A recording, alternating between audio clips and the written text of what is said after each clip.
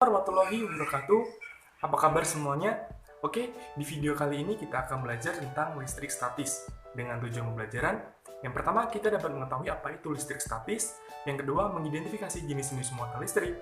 Yang ketiga, menjelaskan interaksi dua muatan listrik. Dan yang keempat, kita dapat menghitung besarnya gaya kolom. Oke, langsung saja kita bahas di video kali ini. Pengertian listrik statis.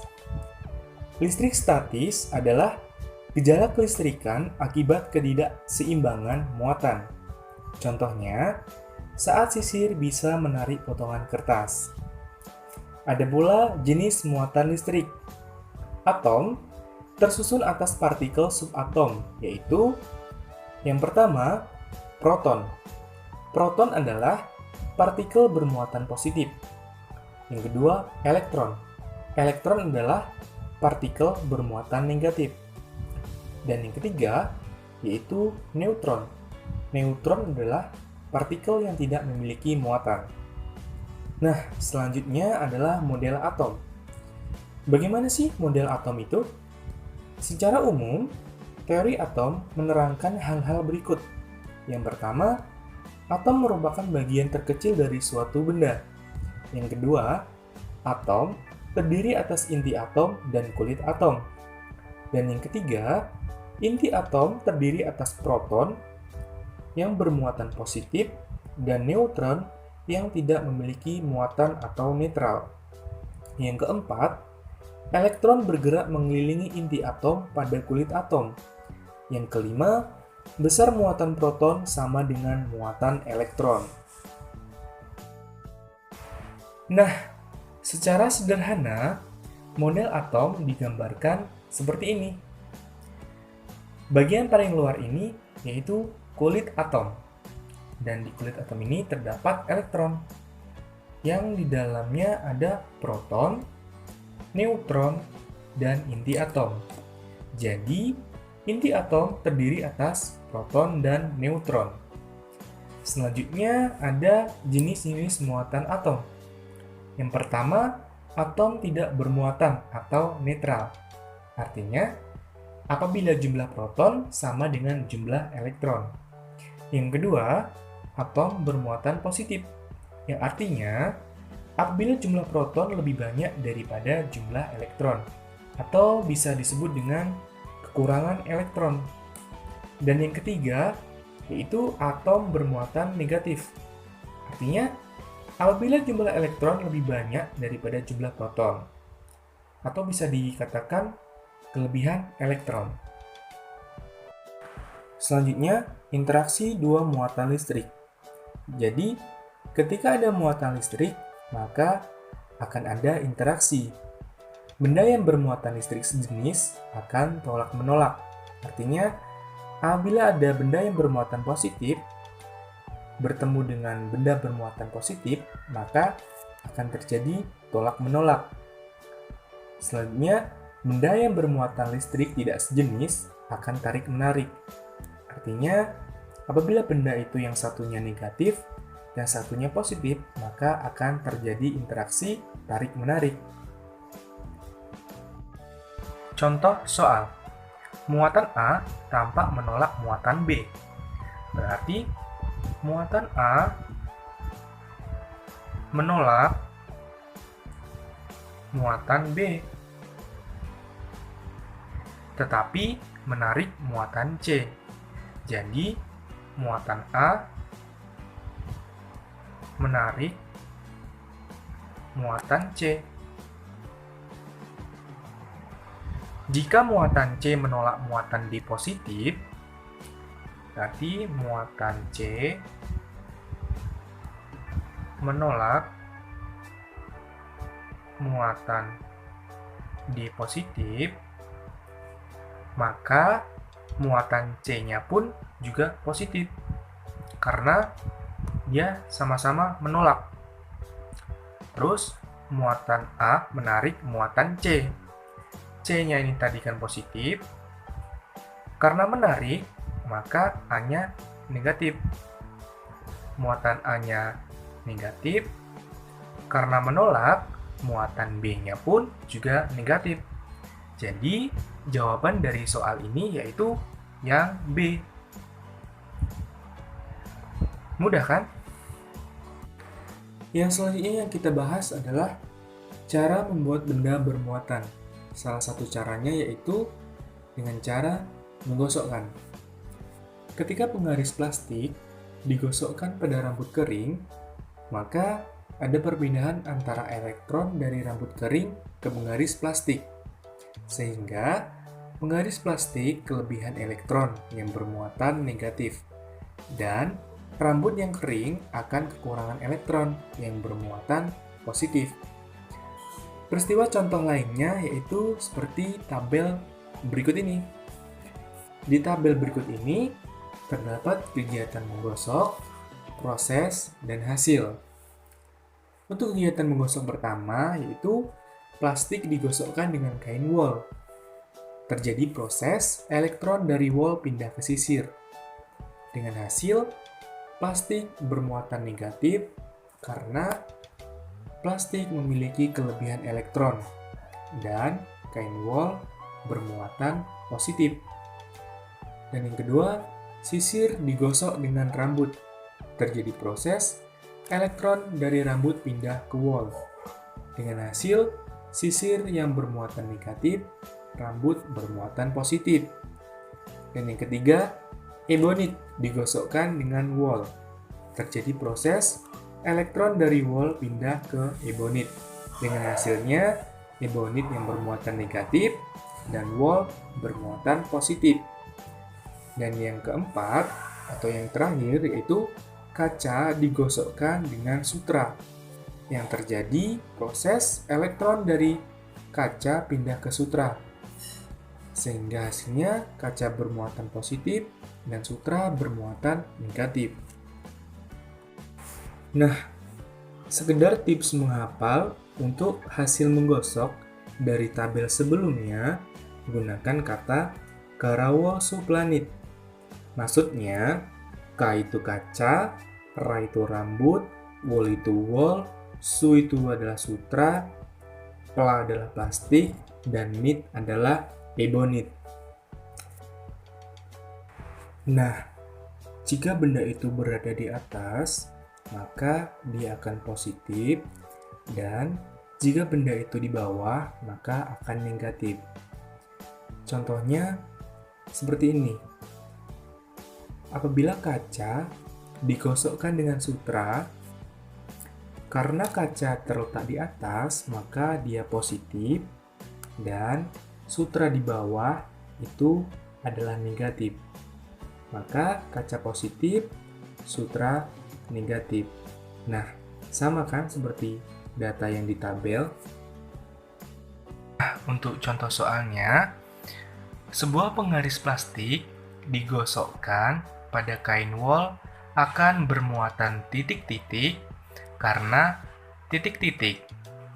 Ingat, kita pakai kata Karawol Suplanit. Yang di atas positif, yang di bawah negatif. Karena kita akan menggosokkan plastik dengan kain wol, plastik terletak di bawah, maka dia negatif. Berarti, untuk jawaban B salah, dan jawaban C-nya juga salah. Dan plastik digosokkan dengan kain wol. Kain wol terletak di atas. Berarti positif. Maka jawaban yang benar yaitu yang A. Negatif, muatan negatif dari kain wol berpindah ke plastik. Mudah kan? Oke, selanjutnya kita akan membahas tentang hukum Coulomb. Hukum Coulomb ini ditemukan oleh Charles Augustin Coulomb yang hukum bunyinya adalah besarnya gaya tarik atau gaya tolak-menolak dua benda bermuatan listrik berbanding lurus dengan besar masing-masing muatan dan berbanding terbalik dengan kuadrat jaraknya. Artinya, di mana jika ada dua benda yang bermuatan Q1 dan Q2 yang jenisnya sama yaitu positif dan positif, maka akan menghasilkan gaya yang tolak-menolak. Jadi gayanya tolak-menolak. Untuk muatan yang berbeda jenis, yaitu negatif dan positif, maka keduanya akan mendapatkan gaya yang tarik-menarik, di mana besarnya yaitu sama. Nah, selanjutnya, apa sih maksudnya dari listrik berbanding lurus dengan besar masing-masing muatan? Maksudnya, apabila kita perbesar muatannya, maka gaya yang dihasilkan akan juga semakin besar. Dan apa sih maksudnya dari berbanding terbalik dengan kuadrat jaraknya? Jadi gini, berbanding terbalik dengan kuadrat jaraknya. Jika awalnya keduanya dipisahkan oleh jarak, kemudian kita perbesar jaraknya, maka gaya interaksi yang dihasilkan akan semakin kecil. Jadi, gayanya ini akan semakin kecil. Apabila kita perbesar jaraknya, maka gaya yang akan dihasilkan akan semakin kecil. Oke, sampai sini paham? Oke, kita masuk di contoh soalnya. Dua benda bermuatan listrik masing-masing Q1 sama dengan positif 6 kali 10 pangkat min 6 kolom, dan Q2 sama dengan min 4 kali 10 pangkat min 6 kolom, didekatkan pada jarak 2 cm. Jika nilai konstantanya sama dengan 9 kali 10 pangkat 9 nm kuadrat per c kuadrat, maka tentukan gaya listrik antara Q1 dan Q2. Oke, langsung saja kita jawab. Kita ketahui terlebih dahulu bahwa Q1 sama dengan 6 kali 10 pangkat min 6. Nah, di sini kan Q1 sama dengan positif 6 kali 10 pangkat min 6. Kok di sini tidak ditulis positifnya? Karena itu tidak perlu. Karena positif ini hanya menandakan bahwa nilai muatan Q1 ini yaitu positif. Jadi langsung saja kita tulis Q1 sama dengan 6 kali 10 pangkat min 6 kolom. Dan nilai Q2-nya yaitu 4 kali 10 pangkat min 6 kolom. Sama nih, di Q2 nilai muatannya yaitu negatif. Jadi di sini tidak perlu kita tulis negatif. Dan R-nya yaitu atau jaraknya yaitu 2 cm. Nah, karena cm kita ubah dulu ke meter. Berarti cm ke meter. Berarti 2 dibagi dengan 100 yaitu 0,02 meter. Karena teman-temannya ini memiliki kalian atau memiliki pangkatan 10, maka kita jadikan 0,02 meter ini memiliki perkalian 10, yaitu dengan cara mengambil 2, nilai 2 ini kita ambil dikali dengan 10. Nah, kenapa kok bisa pangkat min 2? Karena di belakang koma ini ada 2 angka, 1, 2. Berarti 2 kali 10 pangkat min 2. Dapatnya min 2 karena di belakang koma ada 2 angka. Jadi 2 kali 10 pangkat min 2 meter. Nilai K-nya yaitu 9 kali 10 pangkat 9 nm kuadrat per c kuadrat. Nah, yang ditanya apa? Yang ditanya yaitu gaya listrik antara Q1 dan Q2, yaitu F. Kita tahu bahwa tadi rumus atau persamaan dari hukum kolom yaitu F sama dengan K dikali Q1 dikali Q2 dibagi R kuadrat. Langsung saja kita masukkan nilai K-nya yaitu 9 dikali 10 pangkat 9 N M kuadrat per C kuadrat dikali dengan Q1 yaitu 6 kali 10 pangkat min 6 kolom dikali dengan Q2-nya 4 kali 10 pangkat min 6 kolom dibagi dengan R-nya yaitu 2 kali 10 pangkat min 2. Ingat, R-nya yaitu kuadrat. Nah, dari sini ada yang bisa kita sederhanakan, yaitu C kali C, yaitu C kuadrat. Sehingga kita coret saja, ini coret, atau kita sederhanakan, karena ini tadi C kuadrat, berarti C kuadrat ini juga bisa kita sederhanakan. Oh, ini tadi satuannya meter. Nah, langkah selanjutnya kita kalikan dulu, yaitu nilai yang di depan 10 ini semua, yaitu 9 dikali 6 dikali 4 dikali 10. Nah, di sini kan ada 10 pangkat 9, kita tulis. Kita langsung tulis saja 10 pangkat ini, 9 dikurang dengan pangkat min 6 ini, dikurang lagi pangkat dengan min 6 ini. Itu nm kuadrat dibagi dengan 2 kali 2, 4 dikali 10 pangkat min 2 di kuadrat 2. Min 2 kuadrat 2, yaitu min 4 m kali m kuadrat. Nah, dari sini kita dapat sederhanakan, yaitu 9.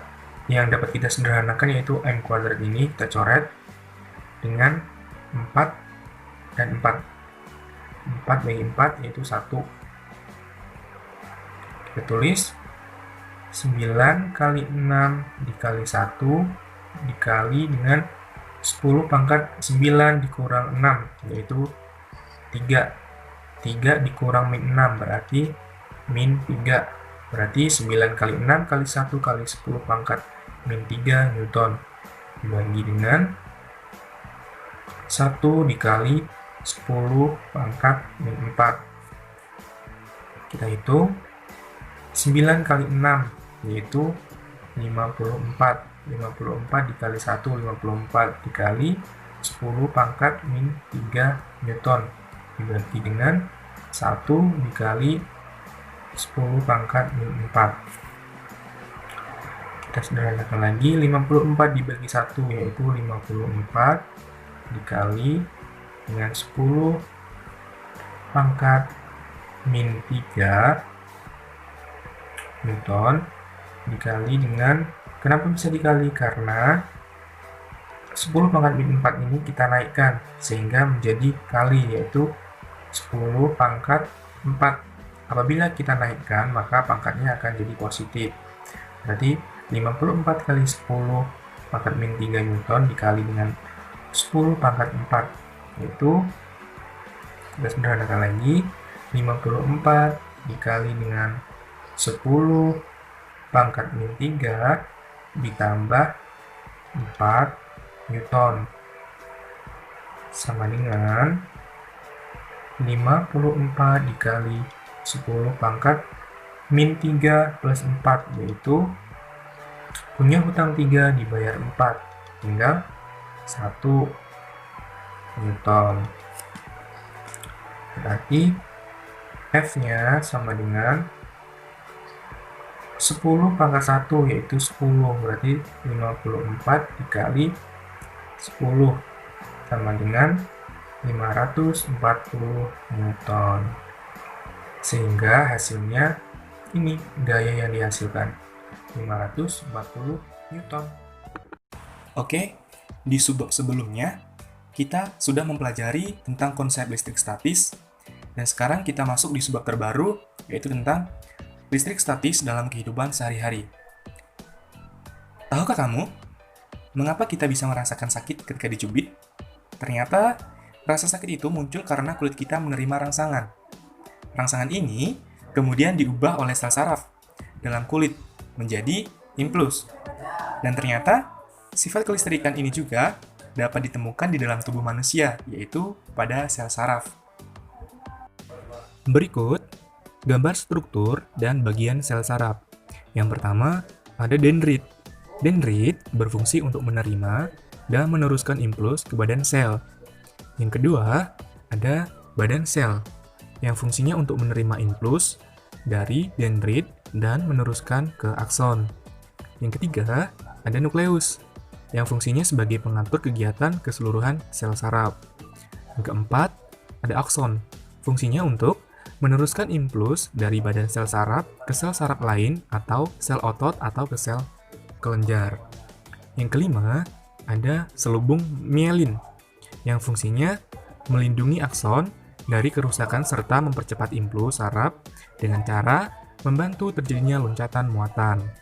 Yang keenam, ada sel Schwann, yang fungsinya untuk membentuk selaput mielin. Dan yang ketujuh, ada nodus Ranvier, yang fungsinya sebagai tempat terjadinya tarik-menarik muatan listrik di membran sel saraf.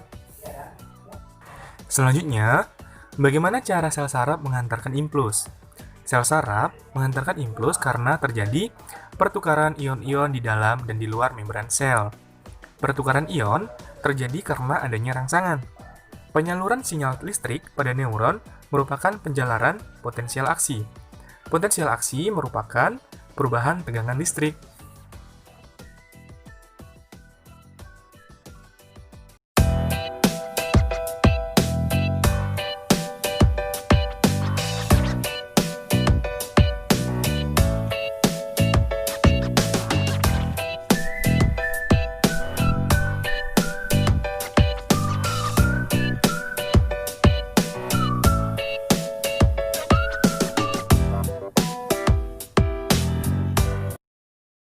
Oke, itu tadi materi yang telah kita pelajari hari ini, yaitu tentang konsep listrik statis, serta listrik statis dalam kehidupan sehari-hari. Mungkin itu saja dari saya. Jangan lupa untuk selalu tetap semangat dalam belajar. Wassalamualaikum warahmatullahi wabarakatuh.